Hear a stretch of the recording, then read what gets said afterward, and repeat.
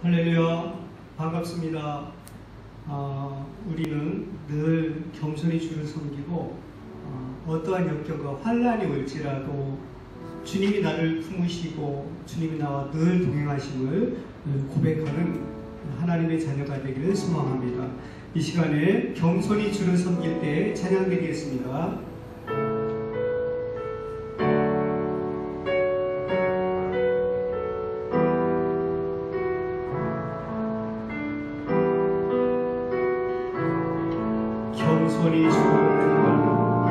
겸손히 주를 섬길 때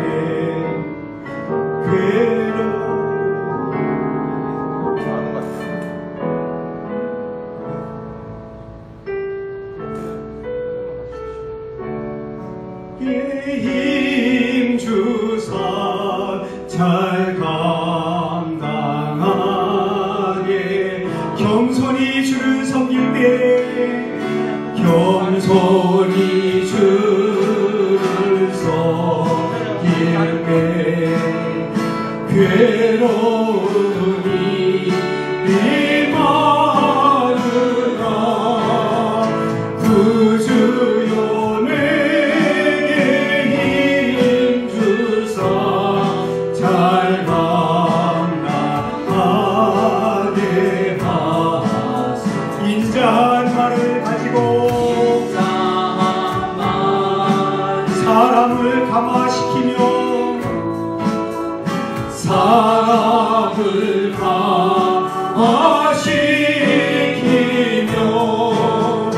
갈 길을 잃은 무리를 잘 인도하게 하. 인자한 말을 가지고 사람을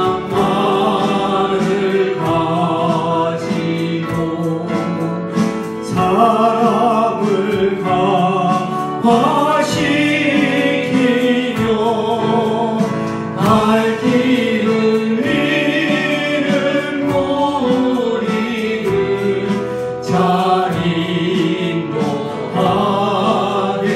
하.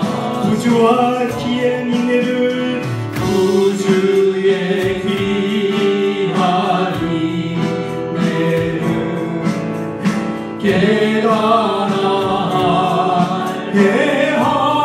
하시고 굳건한 믿음 주셔서 늘 승리하게 하소서. 아멘. 저는 돌아보니까 잘하는 게 별로 없는 것 같아요. 늘 부족하고 여러 가지 뭐 한다고 그러는데 잘하는 것이 하나도 없어요. 근데 저는 잘하는 게 딱 하나 있긴 한 것 같아요. 늘 나는 주님을 사랑합니다. 주님은 나의 구원자시고 나와 대화하십니다. 이걸 고백하는 것 같아요. 우리가 어떠한 어려움이 올지라도 늘 주님 품 안에 거하는 저와 여러분이 되기를 소망합니다. 주 품에 품으소서. 찬양 드리겠습니다.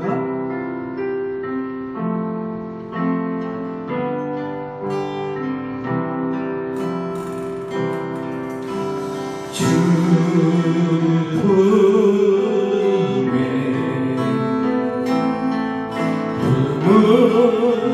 품으소서.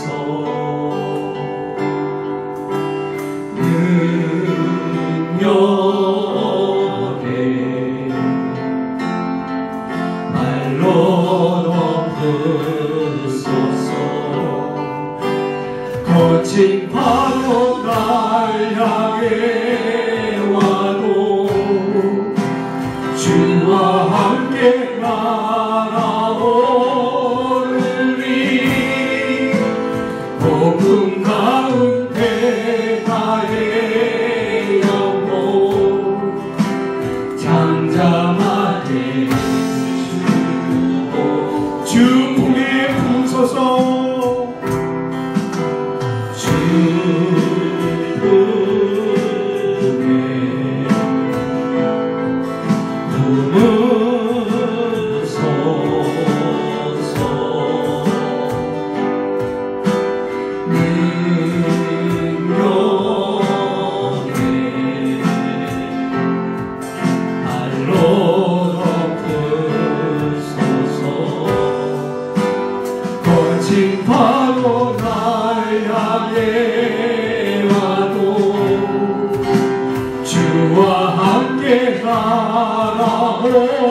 날아오르니 폭풍 가운데 나의 영혼 잠잠하게 주 거친 파도 날 향해 와도 거친 파도 날 향해 와도 주와 함께 날아오르니 폭풍 가운데 나의 영혼 잠잠하게 주를 잠잠할 줄 보리라. 잠잠하게 주를 보 내가 너를 지명하여 불렀나니 지명하여 불러나니 넌 내 것이라 내 것이라 너의 하나님이라 내가 너를 보배롭고 존귀하게 여기노라 너를 사랑하는 내 여호와 나의 안에 거하라. 나의 안에 거하라 나는 내 하나님이니 모든 환난 가운데 너를 지키는 사람 두려워하지 말라 내가 널 도와주리니 놀라지 말라 내 손 잡아주리라 내가 너를 지명하여 불렀나니 넌 내 것이라 내 것이라 너의 하나님이라 내가 너를 보배롭고 존귀하게 여기노라 너를 사랑하는 내 영 내가 너를 지명하여 불렀나니 내가 너를 지명하여 불렀나니 넌 내 것이라 내 것이라 너의 하나님이라 내가 너를 보배롭고 존귀하게 여기노라 너를 사랑하는 내 여호와 지존하신 주님 이름 앞에 지존하신 주님 이름 앞에 모두 무릎 꿇고 다 경배 거룩하신 주님 보좌 앞에 엎드려 전하세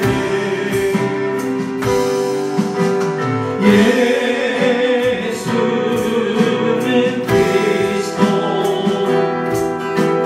예수는 주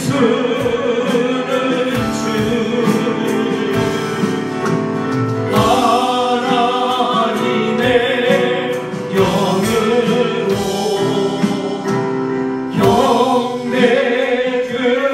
경배드리리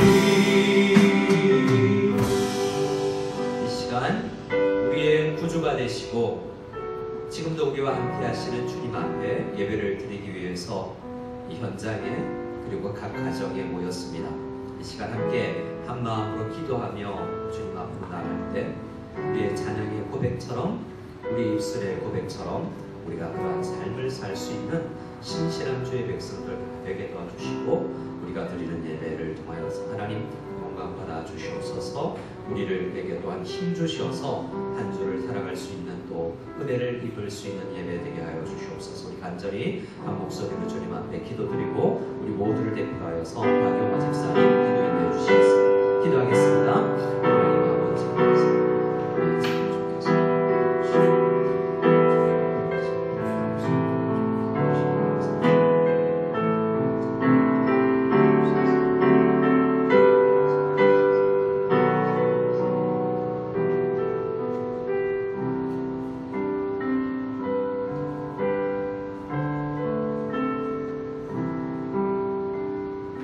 내가 여호와께 바라는 한 가지 일 그것을 구하리니 곧 내가 내 평생에 여호와의 집에 살면서 여호와의 아름다움을 바라보며 그의 성전에서 사모하는 그것이라. 아멘. 사랑하는 주님, 지난 한 주간도 저희 공동체를 지켜주시고 보호하여 주심을 감사드립니다. 주님의 긍휼하심과 보호하심, 그 은혜가 너무나 크지만 저희는 세상의 가치를 따르며 살지는 않았는지요. 생명의 말씀을 따르지 아니하고 저희들의 이기와 욕심 가운데 거하며 입술로 범죄하고 상처를 주고 하나님을 기쁘게 한 삶이 아니라 십자가의 못을 박는 삶은 아니었는지요. 죄를 용서하여 주시고 날마다 주님을 사모하며 믿음의 삶 살아가게 하옵소서. 주님의 피로 사신 무석연합 믿음의 공동체를 살려 주시옵소서. 영으로 육으로 아파하는 영혼들을 살려 주시옵소서. 저희들이 모일 수 있는 환경을 허락하여 주시기를 소망합니다. 함께 모여 기도하고 찬양하는 예배하는 그 시간이 속히 회복될 수 있도록 은혜를 베풀어 주옵소서. 특별히 사랑하는 주일학교 아이들이 이 센터에서 마음껏 주님을 찬양하고 믿음 안에 교제하며 말씀으로 자라나게 하옵소서. 연기되었던 중고등부 수련회도 지금 할 수 있는 모든 환경을 주님께서 열어주시기를 기도합니다. 김 선생님과 오 선생님, 이 선생님의 사역과 목양 가운데 주님께서 더욱 은혜를 더하여 주시사 녹록지 않는 환경 가운데도 주님이 맡기신 영혼들을 사랑하며 말씀으로 섬기고 신방하고 기도하는 그 시간마다 주님이 동력하여 주시옵소서. 사랑의 주님, 저희 성도들에게 주님을 사랑하며 이웃을 사랑하는 뜨거운 마음 주시기를 소망합니다. 힘들고 지친 영혼들에게 주님의 사랑을 나누고 서로를 위해 기도하는 아름다운 교회 만들어 주시옵소서. 교회가 교회 되기 위하여 여러 모양의 섬김이 필요합니다. 섬기는 손길 가운데 지치지 아니하며 감사와 기쁨으로 섬기게 하옵소서. 우리 남성, 여성 구역장님들에게 더욱 성령으로 충만하게 하옵소서. 다가오는 토요일에는 남성 구역장 MT가 있습니다. 우리 남성 구역장들이 구역장 MT를 통하여 새 힘을 얻게 하옵소서. 어떻게 하면 남성 구역이 하나님을 기쁘시게 할지 고민하는 그 시간 가운데, 그 대화 가운데 주님의 성령께서 그 모든 시간을 주관하여 주시옵소서. 이 시간 생명의 말씀을 듣습니다. 성령께서 김선생님의 입술과 그 심령을 붙들어 주시옵소서. 우리의 참 소망이 되시고 참 능력이 되시는 예수님의 이름으로 기도합니다. 아멘.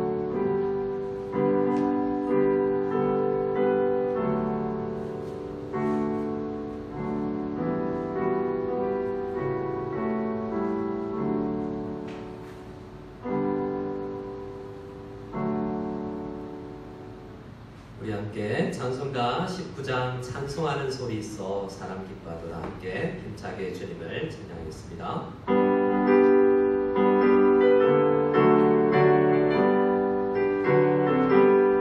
찬송하는 소리 있어 사람 기뻐하도다.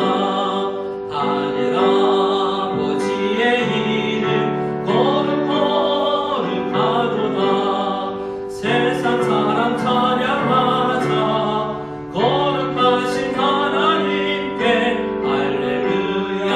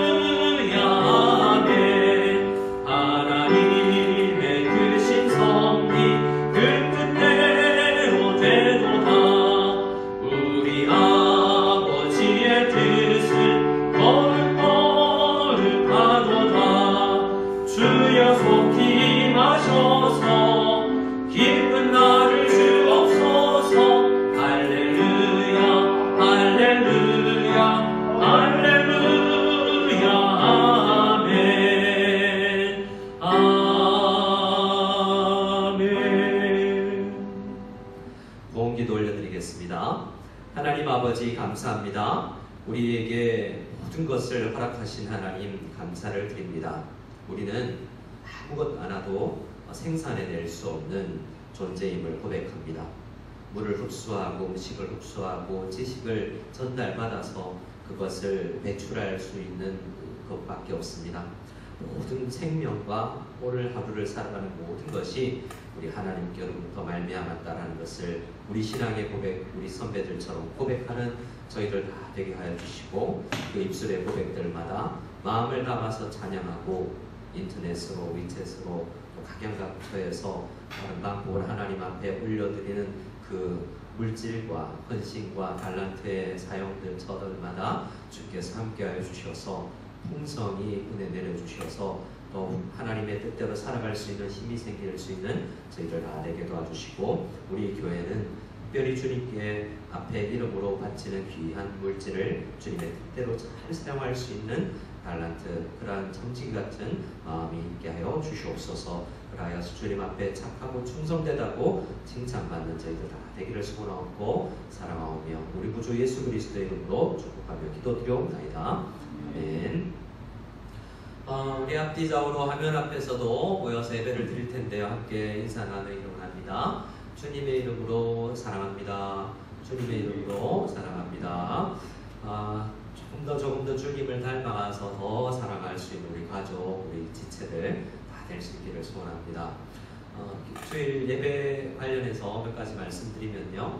아마도 지금 실시간으로 오늘은 우리 구역장님들께서 실시간 줌 예배로 참여를 하고 계실 텐데, 오늘은 우리 구역장님들을 통하여서 테스트하는 기간을 가집니다. 또 11시에까지 우리 유튜브로 다시 올려드릴 텐데 영상으로도 잘 예배 드려주시고, 저희의 목표는 다음 주에는 전 성도님들을 향하여서 대상으로 실시간 예배를 드리기를 그렇게 원합니다. 시간과 우리 부서와 함께 의논하면서 여러 가지를 생각해야 되고 보완할 점도 많을 텐데 그리고 잘 준비될 수 있도록 기도해 주시면 감사하겠습니다.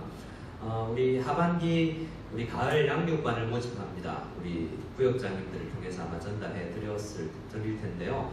두 과목이 개설되는데 날짜와 내용을 잘 확인하시고 많은 성도님들이 이 시간에 이 시기에 말씀 앞으로 나아갈 수 있는 귀한 은혜가 있기를 원합니다. 우리 교육자들이 이제 두 분의 부교육자님들과 함께 2년 과정에 전체 우리 양육의 프로그램을 만들고 있는데 거의 완성되었다고 할 수 있습니다.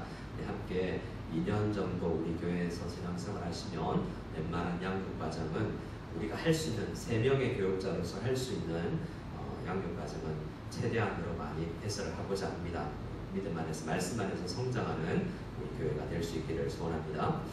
우리 다음 주 토요일은 남자 MT 구역장 MT가 있습니다. 남성 구역이 살아야 되겠습니다. 그래서 우리 구역장님들 먼저 쉬기도 하시고 마음도 아파하고 또 기도하고 또 교제하는 또 가락기를 준비하는 귀한 시간을 가질 텐데 많은 분들 기도해 주시고요. 오늘은 새가족 3과가 있습니다. 마지막 종강인데요. 좀 어려운 과정을 통해서 우리 새가족들 이번에는 수료하시게 됐는데 수료식은 9월에 한 현장에서 모여서 이렇게 진행할 수 있도록 하겠습니다. 새로 등록하신 우리 지체들을 위해서도 잘 기도해 주시면 감사하겠습니다. 우리 함께 하나님의 말씀을 읽기를 원합니다. 하나님의 말씀은 요한복음 12장인데요. 신약성경 요한복음 12장 1절에서 우리 11절 말씀입니다. 그래서 우리 성경책을 가지고 따라와 주시면 감사하겠고 나누어드린 주보를 참고해 주시면 감사하겠습니다. 요한복음 12장 1절에서 11절 말씀 우리 한 목소리를 같이 읽겠습니다. 6월절 엿새 전에 예수께서 베다니에 이르시니 이곳은 예수께서 죽은 자 가운데서 살리신 나사로가 있는 곳이라. 거기서 예수를 위하여 잔치할새 마르다는 일을 하고 나사로는 예수와 함께 앉은 자 중에 있더라. 마리아는 지극히 비싼 향유 곧 순전한 나드 한 근을 가져다가 예수의 발에 붓고 자기 머리털로 그의 발을 닦으니 향유 냄새가 집에 가득하더라. 제자 중 하나로서 예수를 잡아줄 가롯 유다가 말하되 이 향유를 어찌하여 300데나리온에 팔아 가난한 자들에게 주지 아니하였느냐 하니 이렇게 말하면 가난한 자들을 생각함이 아니요 그는 도둑이라 돈괴를 맞고 거기 넣는 것을 훔쳐가미라라. 예수께서 이르시되 그를 가만두어 나의 장래할 날을 위하여 그것을 간직하게 하라. 가난한 자들은 항상 너희와 함께 있거니와 나는 항상 있지 아니하리라 하시니라. 유대인의 큰 무리가 예수께서 여기 계신 줄을 알고 보니 이는 예수만 보기 위함이 아니요 죽은 자 가운데서 살리신 나사로도 보려 함이라라. 대제사장들이 나사로까지 죽이려고 모의하니 나사로 때문에 많은 유대인이 가서 예수를 믿음이로라. 아멘. 우리는 요한복음을 통해서 예수님께서 만나주신 사람들에 대해서 함께 말씀을 나누고 있었습니다. 지금까지 예수님은 여러 사람들을 만나주셨고요. 가장 최근의 말씀은 죽은 나사로를 살리기 위해서 마리아, 마르다 그리고 나사로가 있는 그 장례식 있는 가정에 찾아가서 그들을 만나주셨음을 우리는 묵상을 했습니다. 근데 지난주 말씀에서는 그렇게 예수님이 찾아오시지만 거부하는 사람들이 있더라라는 것을 함께 나눴죠.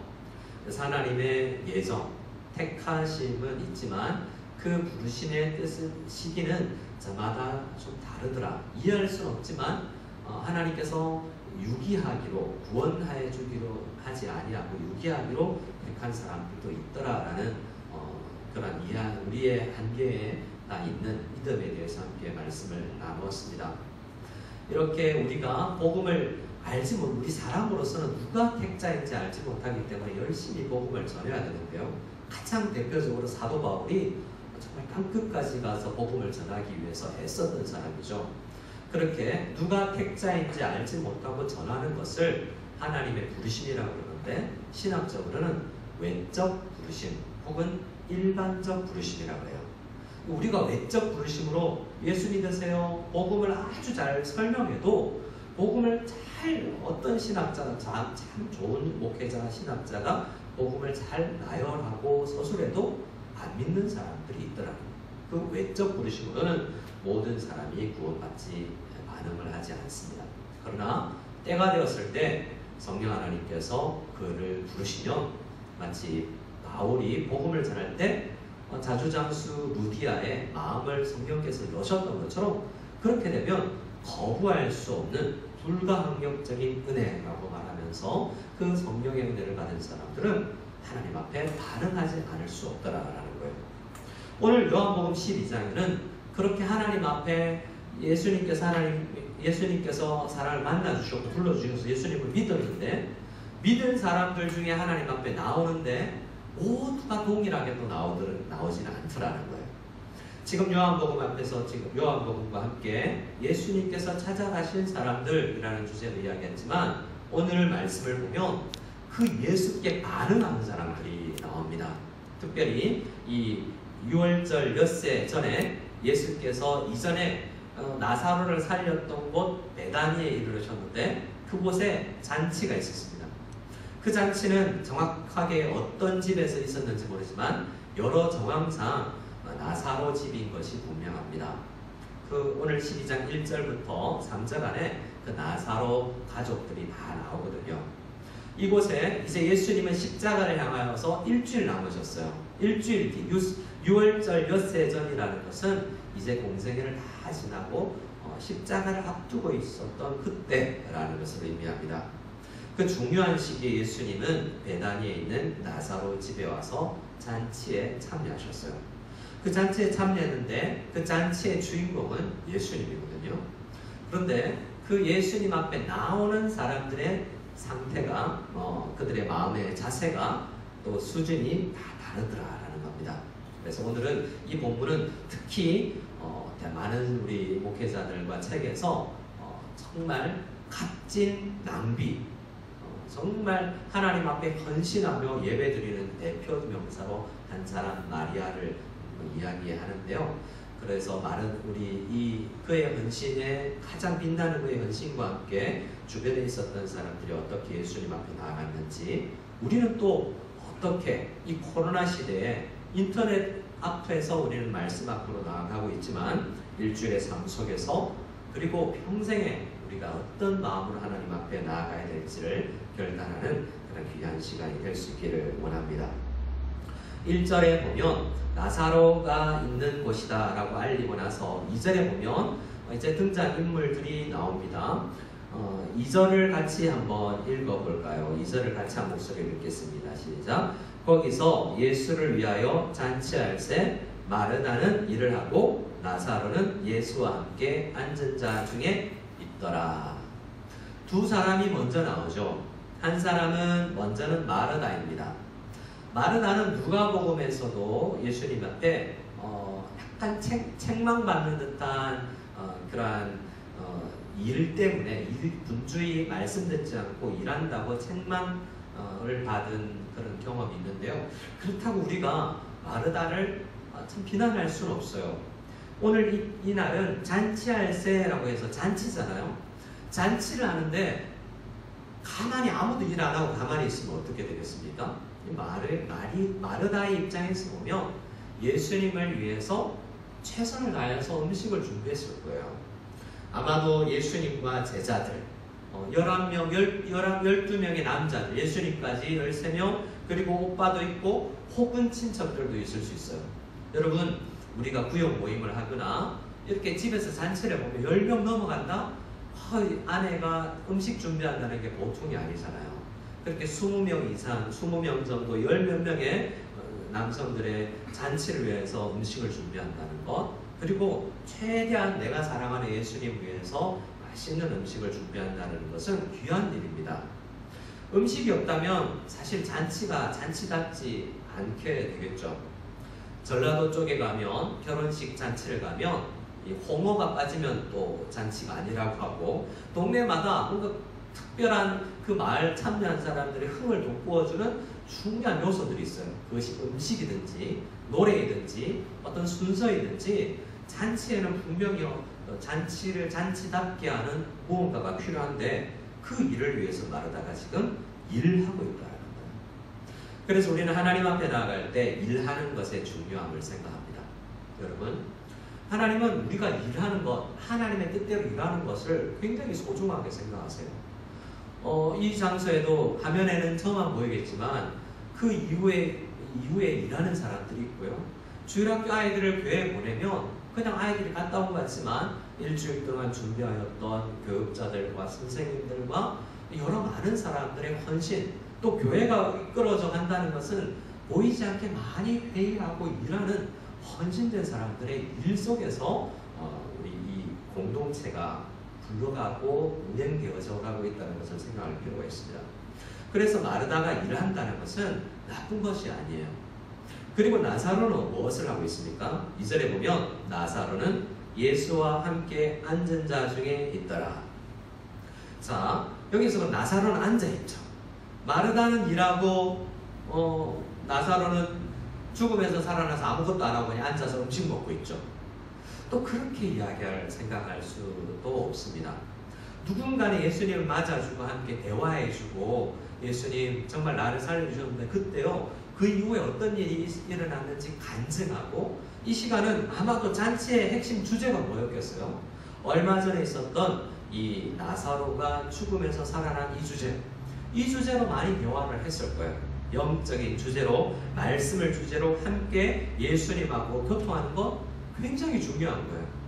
우리가 하나님 앞에 나아갈 때 나사로의 자세가 필요합니다. 나사로는 예수님 앞에 이 누가복음에 나온 그 마리아의 자세로 나아가고 있잖아요. 말씀 듣고 경청하고 잘 듣고 대답하고 또 깨닫고 새로운 깨달음으로 또한 열심히 살겠다고 고백하고 또한 결단하는, 그 중요한 거예요.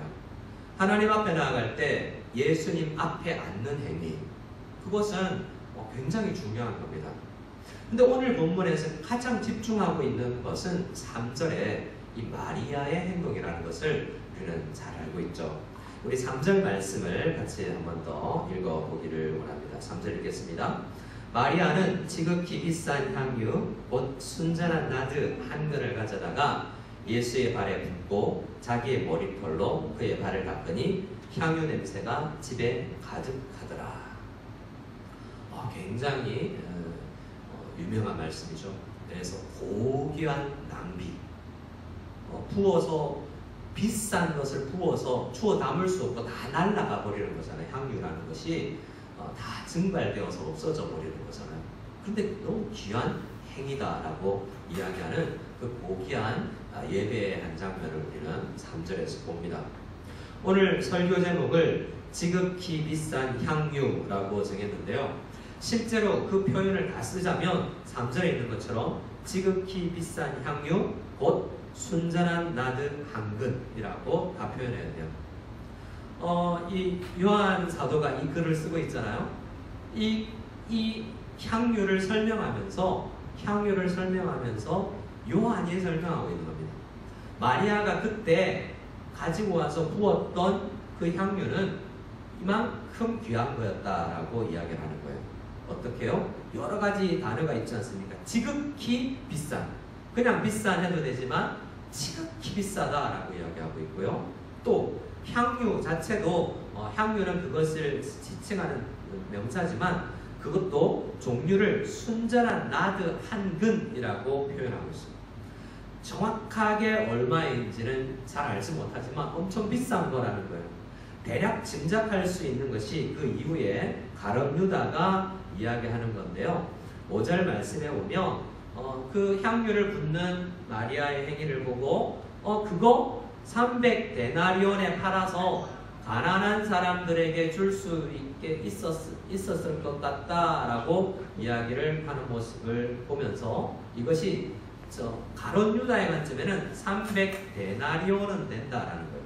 여러분 잘 아시는 것처럼 데나리온이라는 것은 당시에 2000년 전에 이스라엘 땅에서 한 사람의 보통 노동자의 하루 임금이에요. 그러면 300데나리온이라는 것은 우리가 365일인데 휴일 빼고 1년치 연봉에 해당된다는 거죠. 사람들마다 1년치 연봉이 다르겠지만 여러분 한번 물어보겠습니다. 저도 그런 일이 있었는데요. 교회에 헌금을 하잖아요. 우리가 하나님 앞에 나아가는 여러 방법 중에 헌금으로 물질을 들어서 하나님 앞에 내 신앙을 고백하는 것이 있습니다. 근데 부부가 똑같은 신앙을 가지지 않았죠. 그래서 간혹 상담이 들어오는 것이 저희 형님도 형수님이 믿음이 그런 쪽의 믿음이 더 있는 것 같아요. 작은 형님은 수련회 가서 부흥회 가서 교회에서 은혜 받으면 헌금하고 저한테 기도 제목이 와요. 우리 교회에서 11조 제일 많이 하는 집사가 되게 해달라 이렇게 연락이 와요. 그래서 저는 대답을 하죠. 11조를 제일 많이 하려면 두 가지 방법이 있는데 제일 많이 벌어야 되고 진짜 많이 드리고 싶은 거야 많이 벌고 싶은 거야 이렇게 내가 이제 형님한테 단도직입적으로 이야기도 하는데요. 귀한 마음이에요. 근데 어느 날 전화가 와요. 형님에게서 형수가 교회에 너무 많이 드린 것 같다. 이렇게 적어도 합의를 해야지 뭐 이런 거 있잖아요. 자, 여러분 합의를 안 하고 만약에 여러분 아내가 어느 날 교회 와보니까 교회에서 박수를 치는 거예요. 누구 집사님 1년치 연봉을 교회에 헌금하셨습니다. 그런 일 잘 안 하지만 우리는 실명으로 그런 이야기 잘 안 하지만 그것을 알고 나면 많은 교회 가정에서 잘했다라고 이야기하지만 그러나 또 어떤 가정에서는 다툼이 일어날 소지가 있는 거예요. 1년치 연봉에 해당되는 것을 이렇게 허비해 버리는 것처럼 보이는 이 예배, 이것을 우리가 어떻게 평가할 것인가? 오늘 예수님은 말씀에서 7절, 8절 말씀에서 마리아가 잘했다, 지금 이 시기에 적합한 행위다 라고 말하고 있습니다. 7절을 보면 예수께서 이르시되 그를 가만두어 나의 장래할 날을 위하여 그것을 간직하게 하라 라고 이야기하고 그리고 다른 성경의 말씀을 보면 복음이 전해질 때마다 이 여인이 행한 행동을 같이 함께 잘 전하라 라는 말씀까지 이야기해 주세요. 복음에 굉장히 합당한 반응이라는 거예요. 다시 그런데 한번 생각해 보면 이렇게 한 1년치 연봉이 되는 것을 이렇게 하나님 앞에 나올 때마다 항상 드려야 되는 거예요. 이 생각을 우리가 해볼 필요가 있습니다. 분명히 예수님의 말씀 7절을 보면 예수님의 장래할 날을 위하여서 다시 만나지 못할 예수님을 위하여서 마리아는 이렇게 향유를 장래 예비용으로 드리고 있음을 생각할 때 어떻게 마리아가 그것을 알았을까라는 생각을 해봐야 돼요. 다른 주위에 있는 사람들이 다 좋은 반응을 했지만 그 시기에 가장 적합하고 그 예수님의 마음과 하나님의 뜻을 잘 파악한 행동이 이 마리아가 예수님의 죽음을 준비하면서 자기가 할 수 있는 가장 좋은 것을 행하고 있는 이 자세, 이것을 통해서 우리가 하나님 앞에 나아가는 자세를 생각해 보아야 된다는 것입니다.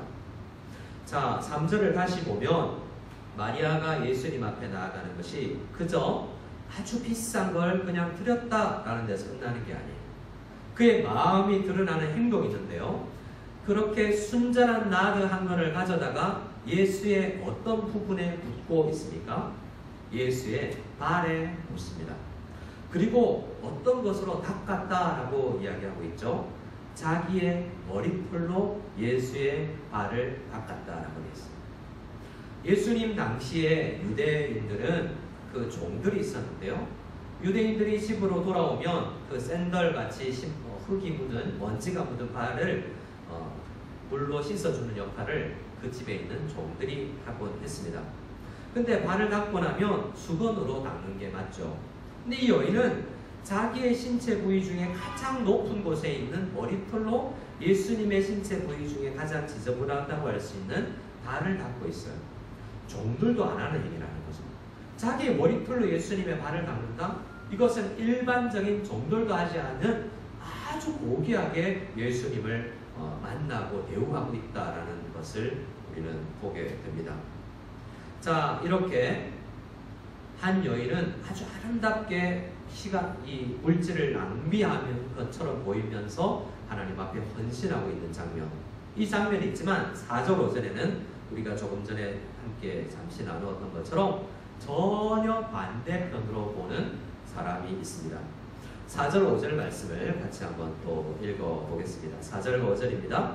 제자 중 하나로서 예수를 잡아줄 가룟 유다가 말하되 이 향유를 어찌하여 300데나리온에 팔아 가난한 자들에게 주지 아니하였느냐 하니. 나중에 보면요, 예수님의 제자들도 비슷한 일이 있을 때 낭비다라고 평가하는 것을 보게 됩니다. 오늘 이 요한복음 안에서는 대표로 가룟 유다가 이렇게 이야기하는데요. 그는 요한의 설명에 의하면 이렇게 말하는 것은 그가 도둑이기 때문에 제대로 복음에 반응하지 않은 사람이기 때문에 그렇다라고 분명히 명시를 합니다. 하지만 오늘은 4절 5절에 있는 그의 말을 한번 집중해보죠. 그의 말만 평가해보자면 예수의 제자 중 하나로서 예수를 잡아줄 가룟 유다가 이렇게 이야기하니까 그가 이야기하는 건 모든 게 잘못된 거지 라고 판단할 수 있지만 그의 5절의 말을 한번 잘 곱씹어서 생각해보면 정말 이 말은 잘못된 건가 한번 생각해 볼 수 있습니다. 5절에 이 향유라고 하면 그의 생각에는 1년치 연봉에 해당하는, 어떤 사람이 2천만 원, 어떤 사람은 3천만 원, 잘 버는 사람 1억이나 10억도 연봉을 받죠. 그 사람에게 1년치 노동의 대가만큼이나 귀한 것을 가지고 이렇게 낭비해 버릴 수 있는가? 좋다 이거예요. 예수님 발 물로 씻으면 됐지. 근데 그 정도 귀한 거라면, 그 정도 물질이라면 분명히 더 요긴한 데 쓸 수 있지 않을까? 하는 생각할 수 있어요. 우리가 하나님 앞에 여러분 성도님들이 헌금을 하는데 그 헌금된 물질을 누가 사용하는가?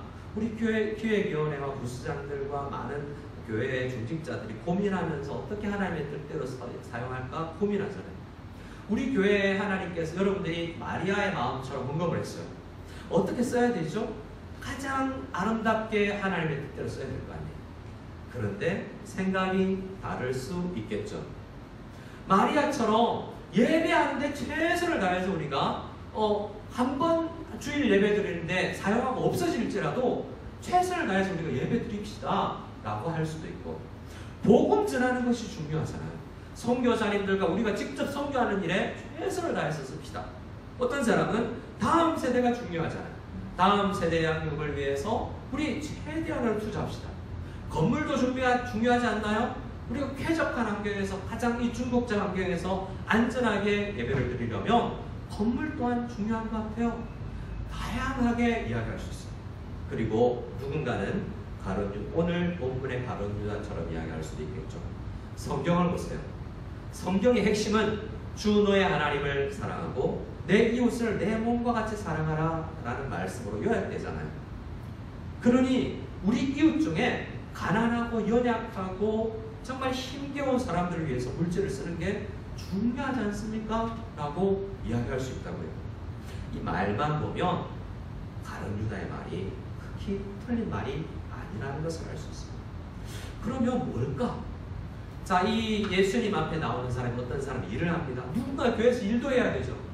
누군가는 말씀 듣고 말씀을 나누는 사역을 합니다. 그것도 해야 되잖아요.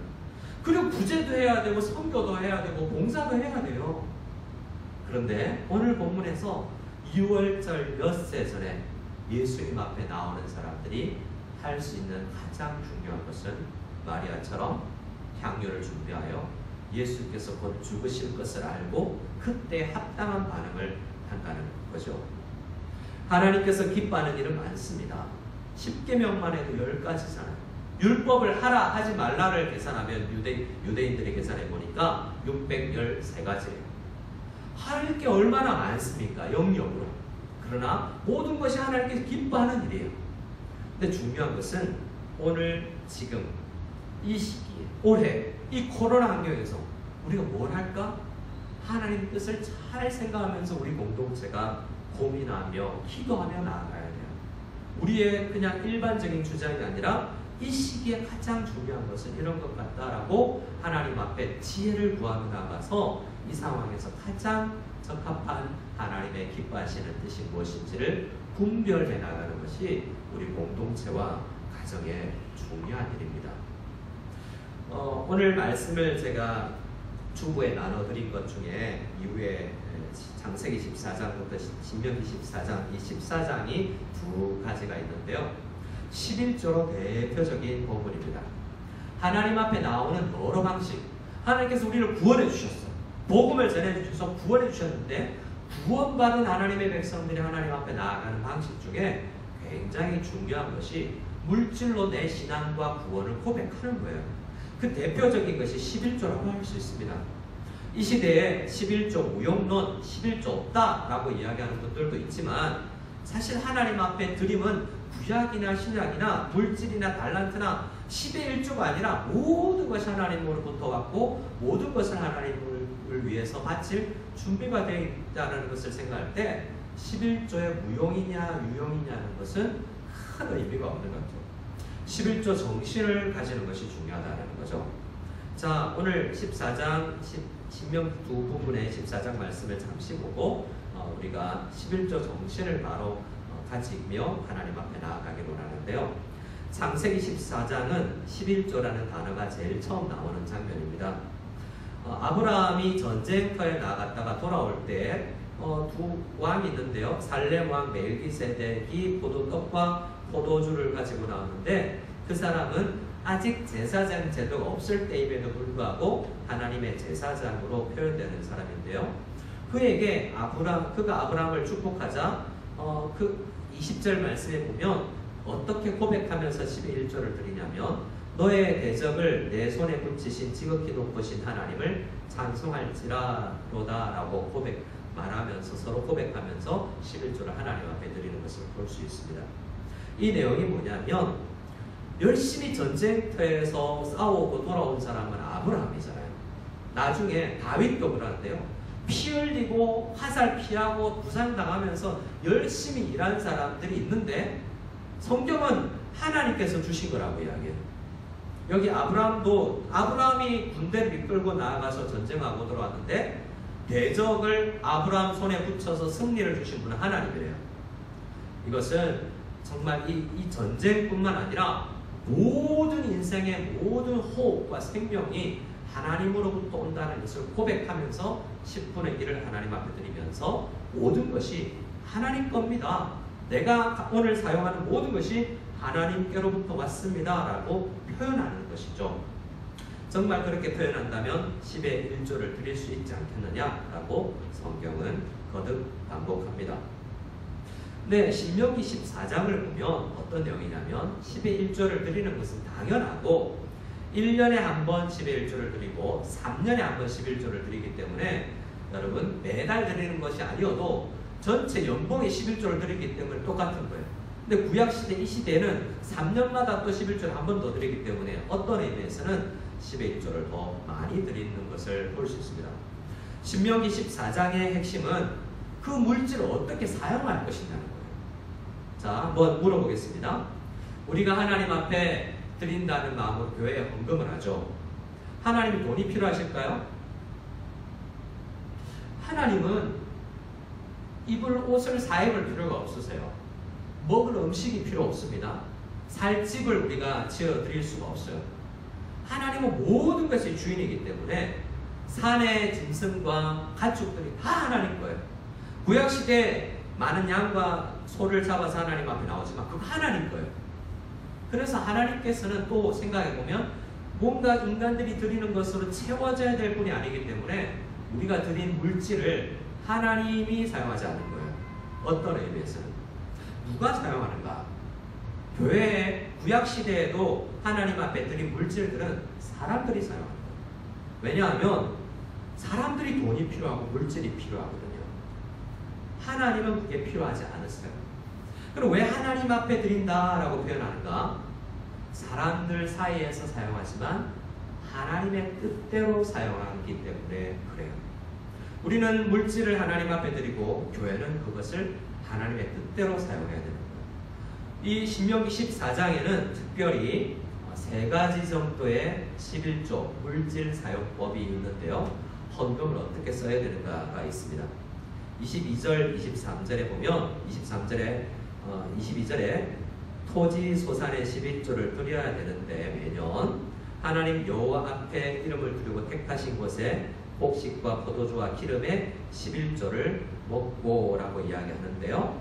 하나님 앞에 나와서 드릴 때 이 신명기 12, 13, 14장은 예배를 어떻게 드릴 것인가에 대한 구체적인 내용인데 특별히 모세가 40년 전에 설교했던 그 내용을 40년 후에 다음 세대가 곧 가나안 땅에 들어갈 텐데 가나안 땅은 이 땅과 다르기 때문에 11조 사용과 드리는 자세와 11조 사용하는 방식도 다 달라야 된다는 것을 이용하면서 세대마다 헌금 사용 방법이 좀 다르다라는 것을 강조하면서 11조 정신은 똑같다라는 것을 강조하는 본문입니다. 다음 세대에게요. 출애굽 첫 세대가 아니라요. 그래 처음 이 앞에 부분들을 설명드리지 않지만 가장 먼저 하나님 앞에 드리는 것은 번제입니다. 번제는 하나님 앞에 물질을 가지고 나오는데요. 소와 양을 가지고 나오는데 다 태워 없애는 거예요. 그것은 오늘 요한복음 12장에 나오는 마리아가 했던 것과 비슷해요. 소 비싸잖아요. 어떤 소 수백만 원 하고요. 우리 어릴 때 우리 선배님들은 소 팔아서 대학 보낸다고 그랬어요. 대학 등록금 300만 원, 500만 원 하는 거 소 팔아서 대학 보내. 그거 비싼 거예요. 그거 소고기 얼마나 맛있어요. 1등급 한우 얼마나 맛있어요. 그거 태워서 재가 되도록 다 없어져 버리게 하는 게 번제입니다. 이 정도로 하나님 앞에 내가 나아감에 있어서 하나님 모든 것이 하나님 것입니다 라는 모든을 강조하는 예배가 번제라고 할 수 있습니다. 그래서 이 향유도 그냥 증발해서 그 잠시 방 안을 공기를 채우고 사라져 버리는 거지만 그 하나님 앞에 드릴 때 굉장히 중요한 고백의 방식이라는 것을 알 수가 있습니다. 하나님 앞에 때로 나갈 때 그냥 없어지고 하나님 앞에 예배 드릴 때 한 번 사용하는 것이지만 너무나 우리 마음을 표현하기에 중요한 것도 있다는 거예요. 그것을 하나님께서 고기를 먹으려고 그 고기 타는 냄새를 좋아해서가 아니라 우리가 하나님을 그토록 구원을 감격해 하고 있구나, 정말 구원을 받은 것을 확신하는구나라는 것을 표현할 필요가 있다는 거죠. 그것이 헌금 속에 나와 있습니다. 또한 24절부터 특히 26절부터 나와 있는 것들이 있는데요. 26절에 보면 이 내용은 뭐냐면 예배당에 가야 되는데 예루살렘까지 가야 되는데 성전이 있는 곳에 너무 멀어서 소를 끌고 가거나 양을 끌고 가거나 음식을 가지고 하나님 앞에 나아가기 힘들다면 돈으로 받고 가라. 돈으로 받고 가서 예루살렘 가까이 가서 너희 가족이 좋아하는 거 사. 하나님 앞에 드릴 수 있고 너희가 좋아하는 거 사라 라고 이야기해요. 왜냐하면 하나님 앞에 가서 제사 드리면서 거기서 가족들끼리 모여서 먹을 거기 때문에 그래요.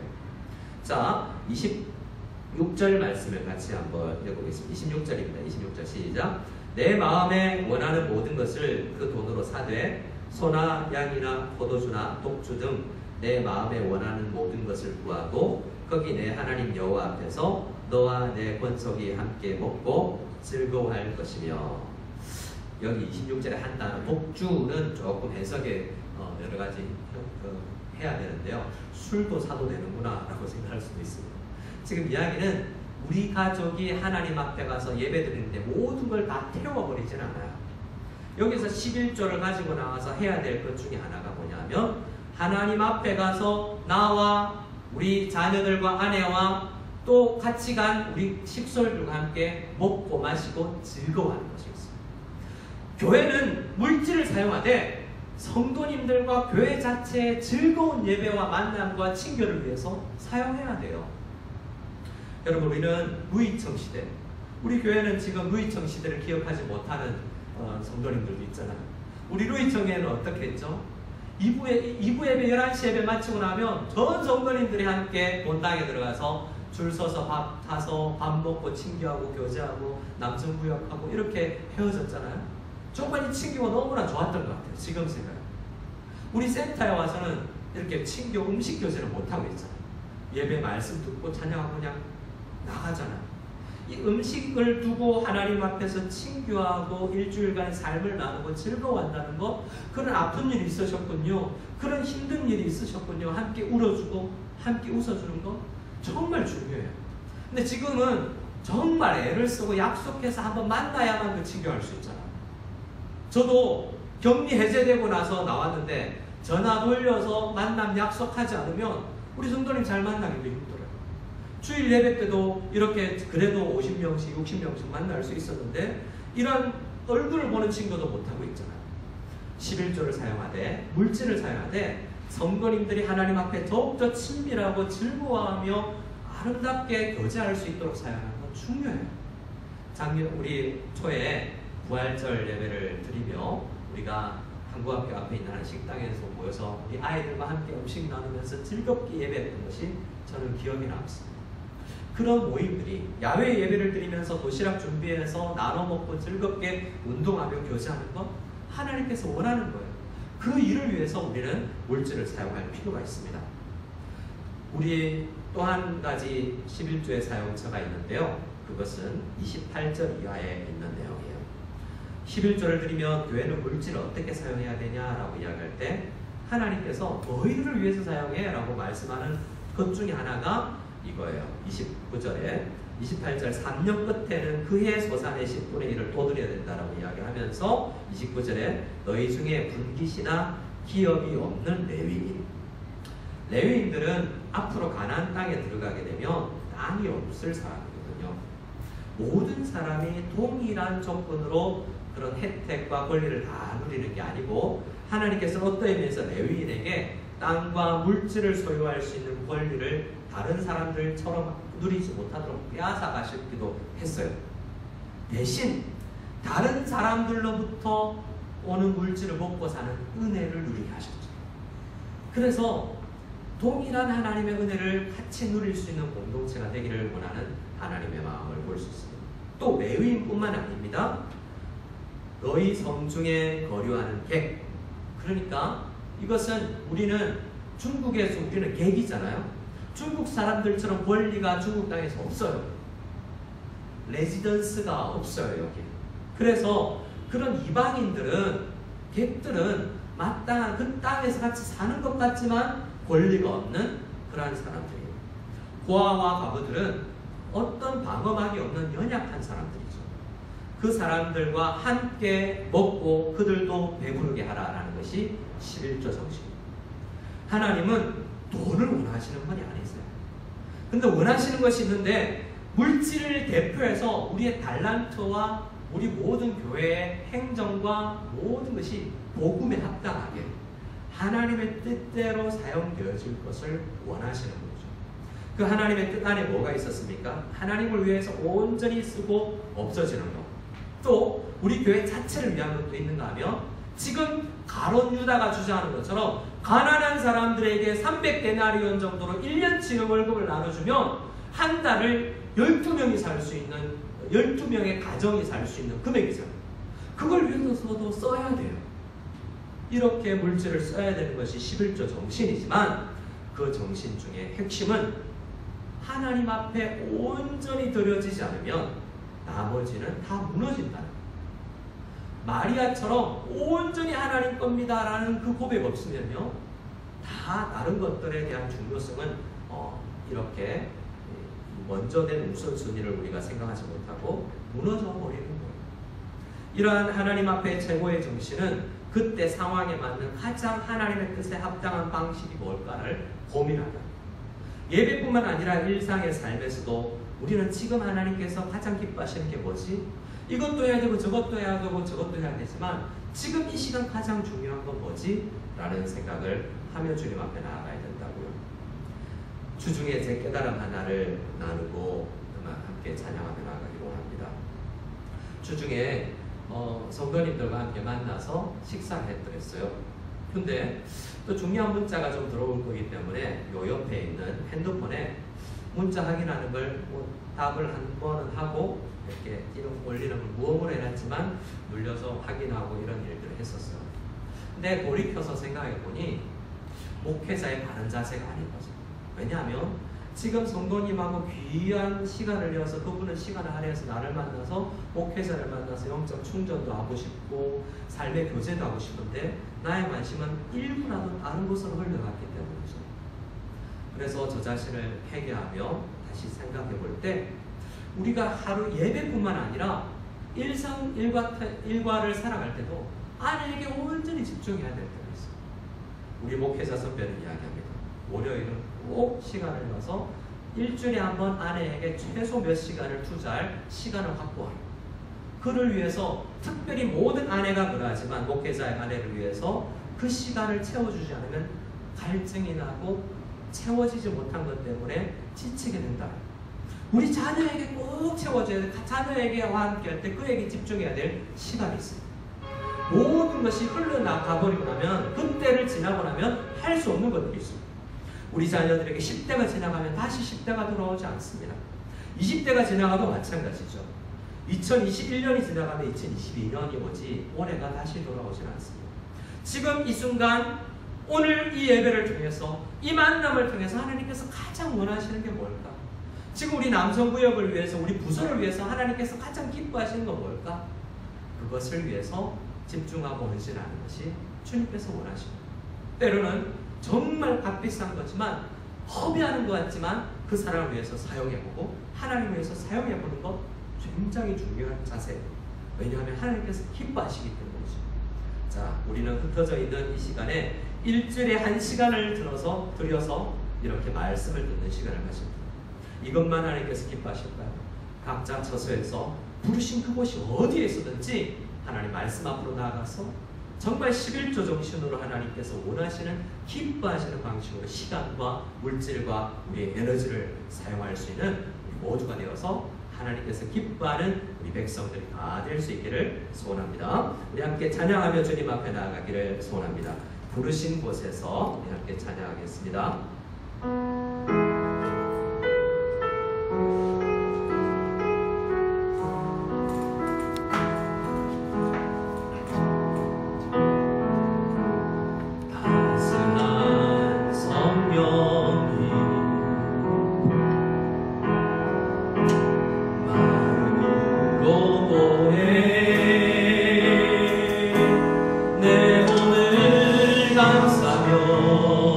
주어지는 별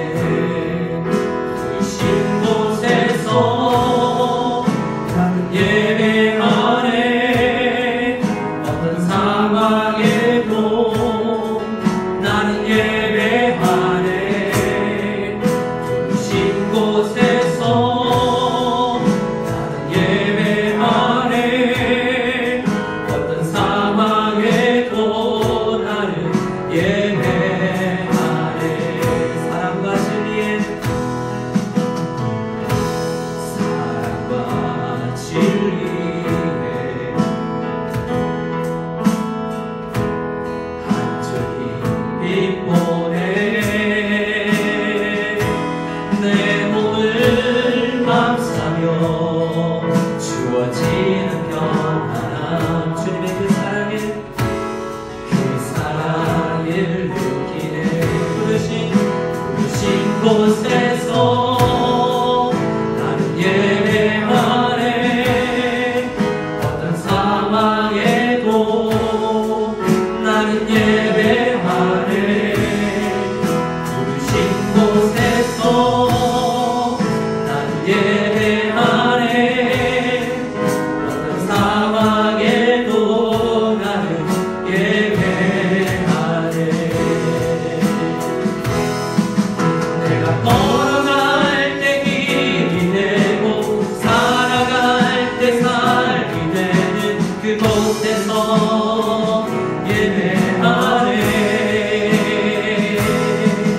내가 걸어갈 때 길이 되고 살아갈 때 삶이 되는 그곳에서 예배하네 부신 곳에서 나는 예배하네 어떤 상황에도 나는 예배하네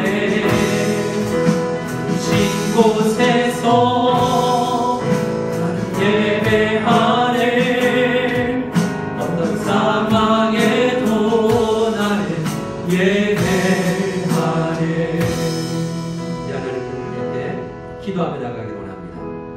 어떠한 상황 가운데서도 변치 않는 것이 있는데 우리 주님께서 우리의 구원자 되심과 나는 구원받은 하나님의 백성이라는 사실입니다. 공동체 예배 시간에 출장 가서 그리고 직장에서 일을 할 때 가정에서 쉴 때 친구들을 만날 때 항상 우리는 예배자임을 생각하고 그 상황에서 하나님께서 가장 기뻐하시는 것이 무엇일지 기도하고 나아가기를 원합니다. 그렇지 않으면 우리는 하나님의 뜻을 모르는 연약한 존재이기 때문에 그래요.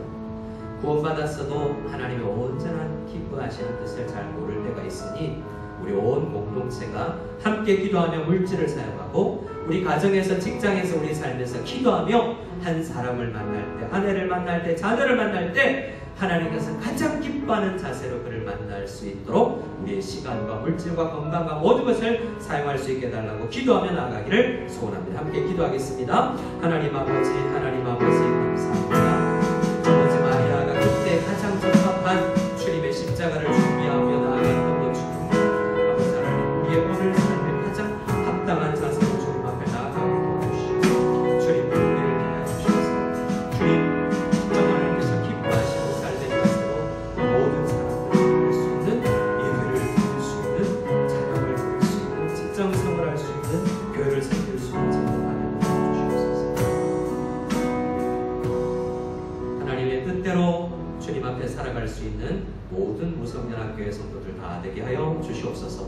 이제는 주 예수 그리스도의 한이 없는 은혜와 하나님 아버지의 지극하신 사랑과 성령님의 감화, 감동, 교통하심이 말씀을 듣고 하나님의 뜻대로 행하는 삶을 살아가는 예배드리는 성도가 되기를 구원받은 성도가 되기를 위해서 간절히 기도하며 나가는 모든 무성연합교회 성도들 머리머리 위에 지금으로부터 영원까지 함께 계실지어다. 아멘.